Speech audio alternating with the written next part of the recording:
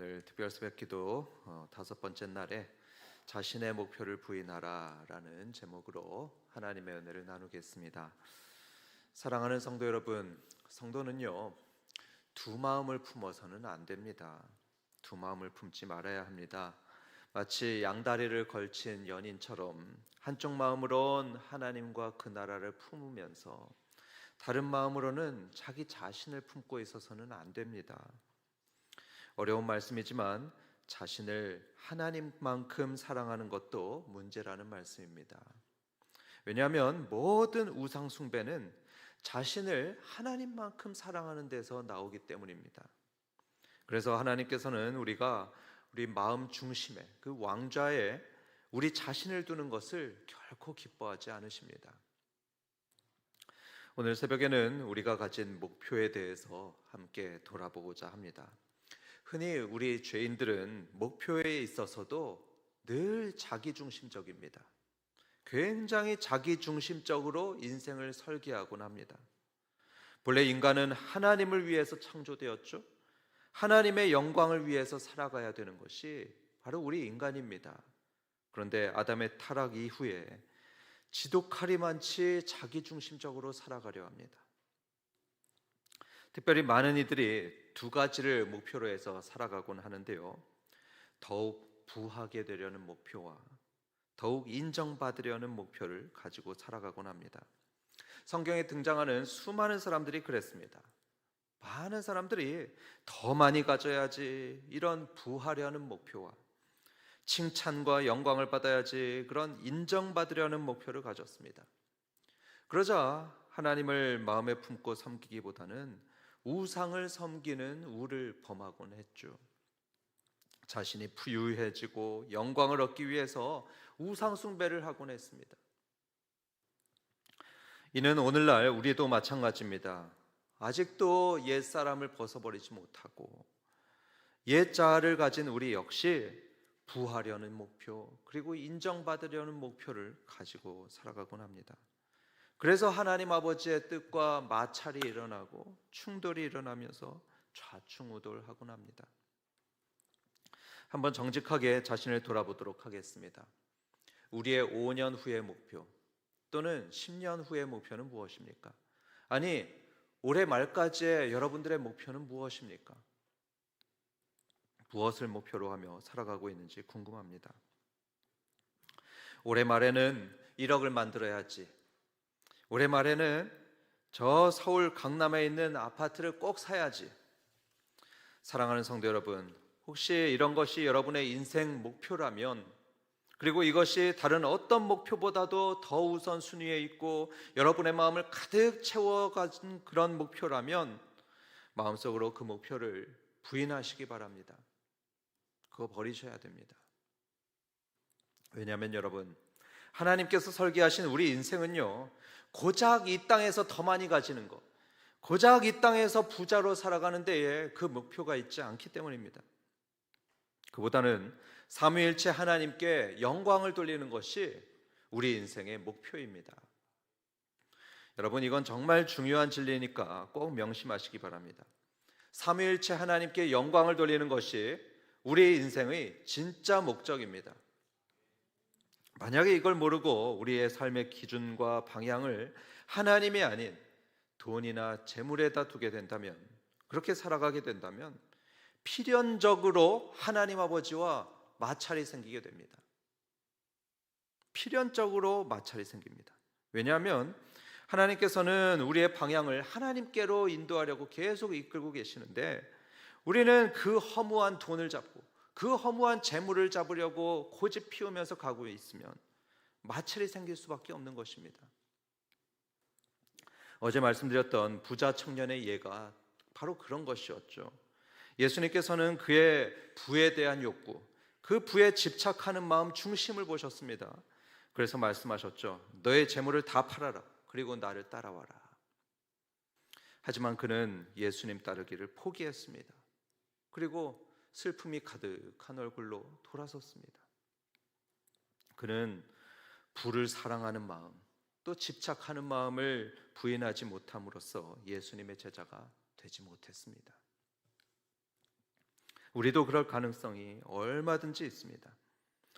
그러나 사랑하는 우리 한밭 성도님들은 부하려고 그렇게 노력하면서 하루하루 살아가기보다는 단 하루를 살아도 예수님을 따라 살기를 더욱 즐거워하시길 주님의 이름으로 축원합니다. 다만 한 가지 오해는 좀 풀고 넘어가도록 하겠습니다. 부하려는 목표를 부인해라, 이 말씀은 부를 포기하라는 말씀은 아닙니다. 돈 벌지 말라는 것이 아니죠. 돈은 열심히 일하다 보면 하나님께서 선물로 주시는 것입니다. 그러면 그것을 나누고 또 섬기는 데 쓰면 되는 것이죠. 실제로 예수님 당시에 여러 부자 성도들이 있었는데요, 부자 성도들도 예수님 따라왔습니다.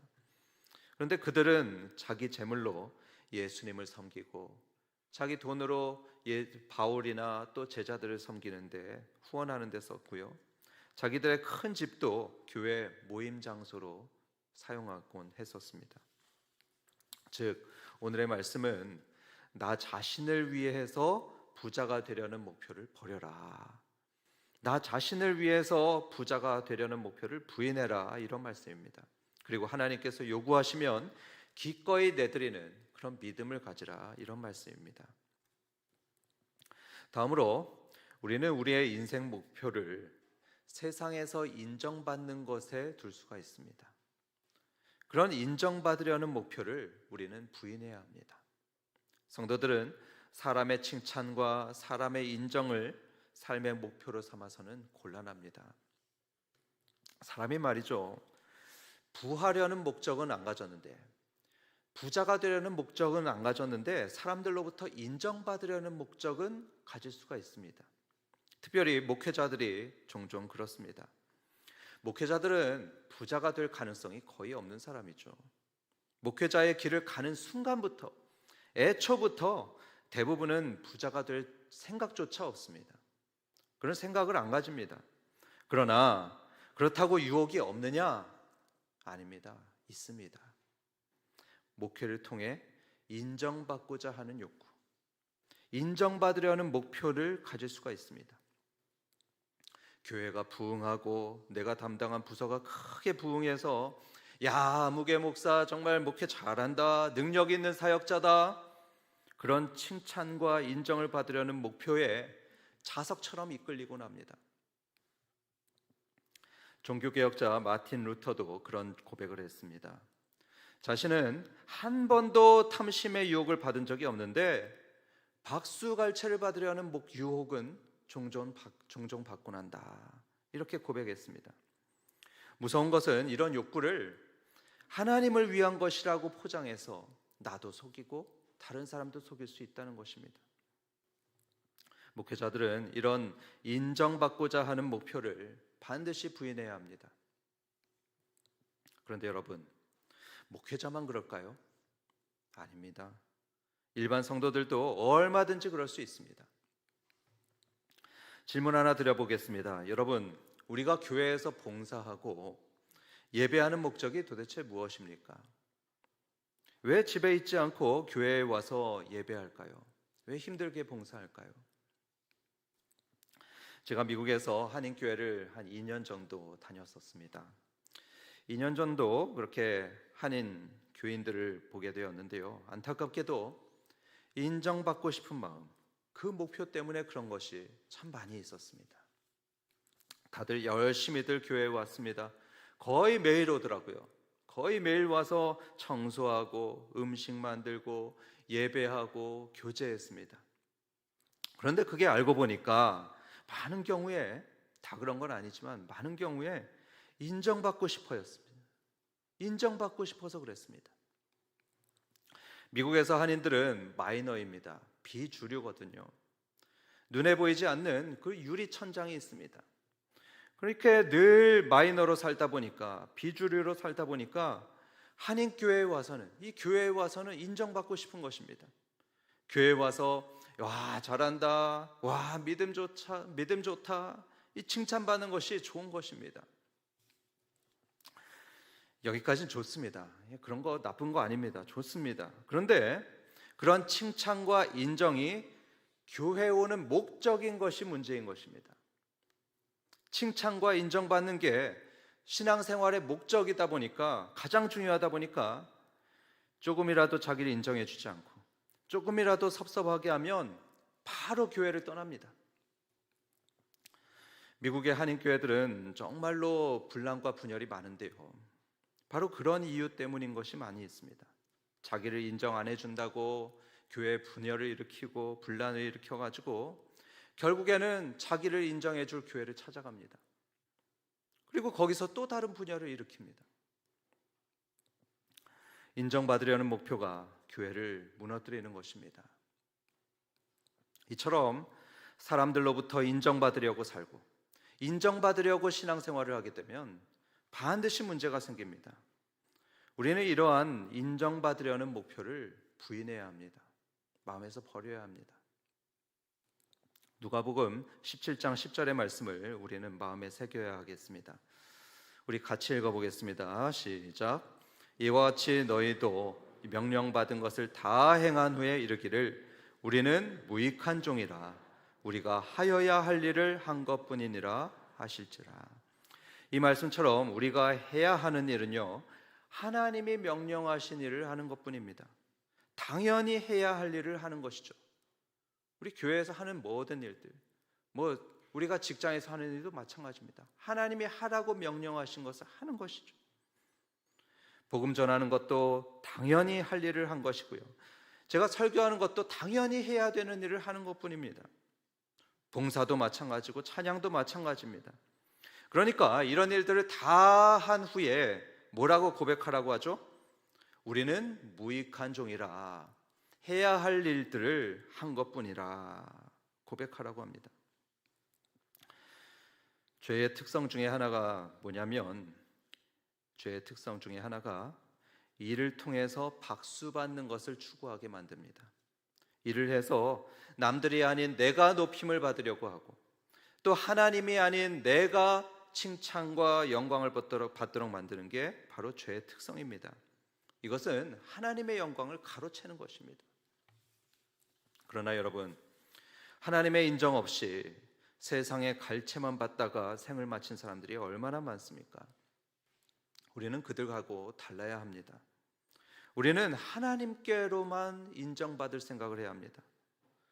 사람들과 하나님 앞에서 저는 무익한 종입니다, 그저 해야 할 일을 했을 뿐입니다 하면서 이 땅에서 말고 하나님 앞에서 칭찬과 인정을 받을 생각을 해야 되는 것이죠.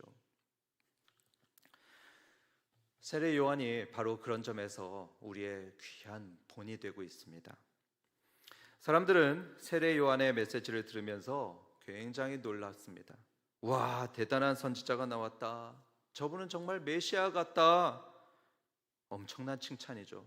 메시아 같다 생각을 했습니다. 그런데 그때 세례 요한은 뭐라고 말했습니까? 나는 광야에서 외치는 소리일 뿐입니다, 소리처럼 사라져버릴 아무것도 아닌 사람일 뿐입니다 한 거죠. 저보다는 제 뒤에 오시는 분을 보십시오.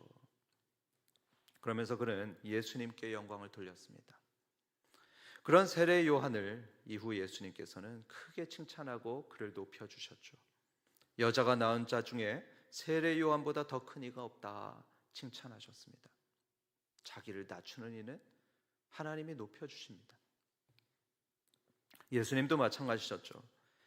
그렇게 지극히 존귀한 하나님의 아들이신 예수님께서도 하나님의 영광만 구했지 자기의 영광은 구하시지 않았습니다. 요한복음 8장 50절입니다. 나는 내 영광을 구하지 아니하나 구하고 판단하시는 이가 계시니라. 정리하면 우리의 노력과 헌신으로 교회에서나 또 어디에서나 어떤 훌륭한 일을 이루어냈을 때, 우리가 어떤 좋은 일을 했을 때에 하나님께만 영광을 돌려야 합니다. 그분의 은혜 덕분에 해낸 것임을 우리는 기억해야 되겠습니다. 그리고 그렇게 우리가 칭찬과 영광을 받는 순간 자기가 드러나는 것을 단호하게 거부해야 합니다. 내가 드러나는 찬양, 내가 드러나는 기도, 내가 드러나는 성과, 그거를 거부하는 것이 바로 지혜입니다. 그게 바로 십자가를 지고 예수님을 따르는 삶입니다. 성도 여러분, 온 세상이 박수를 쳐줘서 훗날 하나님으로부터는 칭찬받을 것이 하나도 없는 것보다는 세상에서 그림자처럼 지내다가 훗날 하나님으로부터 크게 인정받는 것이 훨씬 낫습니다. 여러분 한번 이런 즐거운 상상을 해보시기 바랍니다. 나쁜 상상일 수도 있는데요, 이 세상에서 칭찬과 부귀를 마음껏 누리다가 하나님의 심판대 앞에서는 나는 너를 도무지 알지 못한다 이렇게 외면당한다면 그 얼마나 끔찍한 일이겠습니까?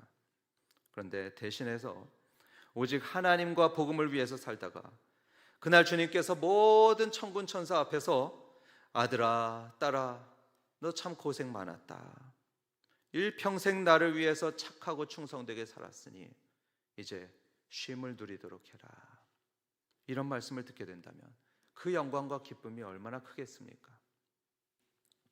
우리 한밭 성도님들은 세상의 부와 영광보다는 오직 하나님의 인정만 구하시기를 간절히 바랍니다. 하나님의 영광과 복음만을 위해 사심으로써 하나님 나라에서 영원한 영광과 영원한 기쁨을 누리시길 주님의 이름으로 축원합니다.